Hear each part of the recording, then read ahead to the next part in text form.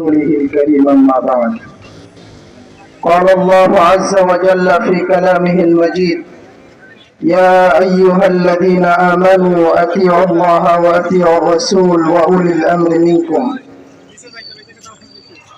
আজকের বাংলাদেশের অতি স্পষ্ট এক সন্ত্রাসী গ্রুপকে নিষিদ্ধের দাবিতে প্রতিবাদ সমাবেশে উপস্থিত সম্মানিত সভাপতি সাহেব, উপস্থিত জাতির রাহবার, জাতির পাহারাদার, জিয়াকার হযরতে উলামা ইকরাম, তাবলীগ জামাতের জন্য নিজের জান মাল কুরবানকারী খানজাহান আলীর পুণ্যভূমির বিভিন্ন স্থান থেকে ছুটে আসা আপামর ঈমান প্রিয়, ইসলাম প্রিয় জনসাধারণ, মুহতারাম হাজিরিন, আজকে আমরা এখানে উপস্থিত হওয়ার কারণ হলো আজকে আমাদের দ্বীন ও ঈমান চক্রান্তের ফাঁদে পড়েছে। যখন মুসলমানদের ঈমান, মুসলমানদের আকীদা চক্রান্তের শিকার হয়, তখন উলামা ইকরামের গায়ে আগুন ধরে যায়। এই আগুন নিভানোর জন্য উলামা ইকরাম রক্ত দিতেও কুণ্ঠাবোধ করে না, নিজের গায়ের তাজা খুন ঢেলে দেয়। ইতিহাস ঘাটলে দেখা যাবে যেখানে ঈমান ইসলাম আক্রান্ত হয়েছে, উলামা ইকরাম রক্ত দিয়েছেন। বাংলাদেশের স্বাধীনতা, সার্বভৌমত্ব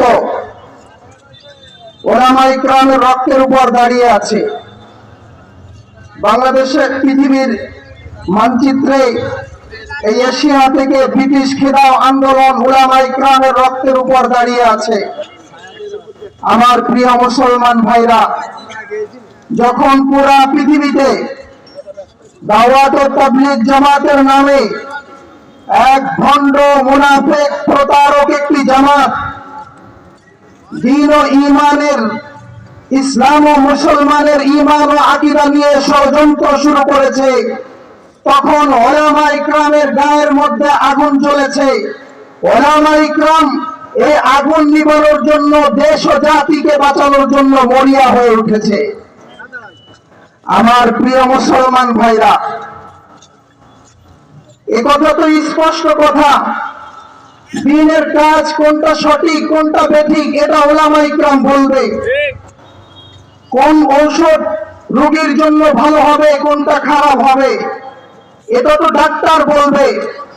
ঔষধ খেয়ে কারোর রোগ ভালো হয়, আবার ঔষধ খেয়ে কারোর ক্যান্সার হয়।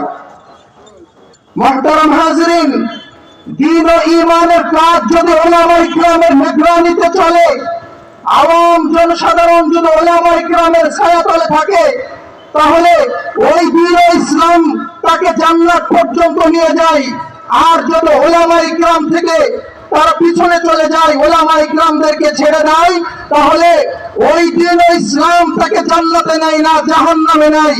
ভুল ঔষধ খাওয়ার কারণে ক্যান্সার হওয়ার মতো তাদের ঈমানের মধ্যেও ক্যান্সার হয়ে যায়। এটা তো আর বুঝতে বাকি থাকার কথা না। যারা সাত গ্রুপের নামে এক আমিরের এতাতে তাবলীগ জামাত চলবে বলে অঙ্গীকারবদ্ধ, তারা যখন রাতের আধারে টঙ্গীর ইজতেমায় তাহাজ্জুদরত, কুরআন তেলাওয়াতরত সাধারণ উলামা ইকরামের উপর, আওয়াম তাবলীগ জামাতের উপর, তালিবুল ইলমের উপর বর্বরোচিত হামলা করে, তখন আর জাতির এটা বুঝতে বাকি থাকে না, তারা একটা সন্ত্রাসী জামাত, তারা একটা চক্রান্তকারী জামাত।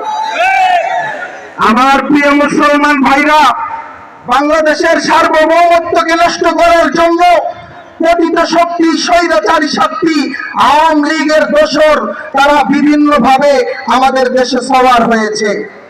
তারা দেশকে পণ্ড করার জন্য, মুসলমানদের সার্বভৌমত্ব নষ্ট করার জন্য শ্রমিকদের ঘাড়ে উঠে শ্রমিক লীগ নামে আত্মপ্রকাশ করেছিল। তারা শাহবাগী লীগ নামে আত্মপ্রকাশ করেছিল, তারা আনসার লীগ নামে আত্মপ্রকাশ করেছিল। সব চেষ্টা যখন ব্যর্থ হয়েছে, তখন মুসলমানের অন্তরের স্পর্শগতের জায়গায় তারা হাত দিয়েছে। তারা সর্বশেষ, আমরা এটা এতাহাতি জামাত বলতে চাই না, এতাহাতি লীগ নামে তারা আত্মপ্রকাশ করেছে। মুসলমান আর কি বুঝতে বাকি থাকবে? এরা রয়ের এজেন্ডা বাস্তবায়ন করছে আমাদের দেশে। ও মুসলমান, যারা এখনো পর্যন্ত যারা আমাদের ওই হেদায়েতি ভাই রয়েছে, চোখের কালো চশমাটা একটু খুলে ফেলেন, পুরো পৃথিবীর দিকে তাকায় দেখেন, বিশ্বের বড় বড় ওলামায়ে কেরামের দিকে তাকায় দেখেন তাদের সিদ্ধান্ত কি। এখনো যদি আপনি দেখতে না পান, আমি বলবো খতামাল্লাহু আলা কুলুবিহিম, আপনার অন্তরের উপর মোহর লেগে গেছে। একটা পরিশেষে একটা কথা বলতে চাই, ও মুসলমান, ও খানজাহানির পুণ্যভূমির সৈনিকেরা, ও তাবলীগ জামাতের খাঁটি উত্তরসূরিরা, দেশের তাবলীগ জামাতকে বাঁচানোর জন্য, দেশের ঈমান ও ইসলামকে বাঁচানোর জন্য যদি কুরবানি করা লাগে, যদি ফয়সালা হয়, এক মাস যাবত বাগেরহাটের মার্কাজে অবস্থান করতে হবে। যদি সিদ্ধান্ত হয় মুসলমানের এই সন্ত্রাসী জামাতের যাবতীয় কার্যক্রমকে বাংলার জমিন থেকে নিষিদ্ধ করার জন্য মাঠে ময়দানে নিজের ভূমিকা পালন করতে হবে, রক্ত দিতে হবে, জান দিতে হবে, মাল দিতে হবে, সময় দিতে হবে। আল্লাহর দিকে তাকায় দুইটা হাত একটু তুলে দেখায় দেবেন, রাজি আছে তো ইনশাআল্লাহ।